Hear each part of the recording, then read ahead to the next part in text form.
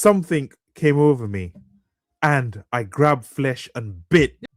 Yeah, night had fallen, and through the gloom, through the darkness, came eyes after eyes after eyes after eyes.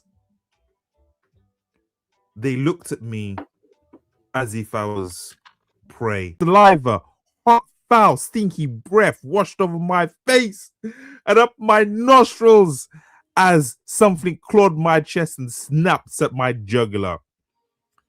Calloused hands from working the forge and muscles of steel grabbed the attacking wolf around the throat and wrestled him.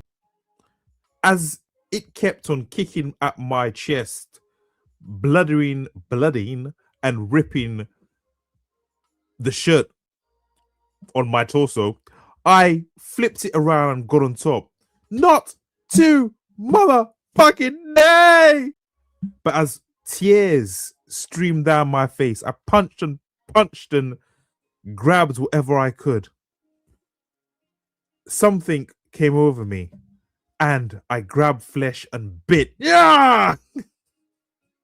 And just as I got the upper hand over the beast and sunk my teeth into its neck and bit, my body erupted in pain as the rest of the pack attacked, biting me everywhere.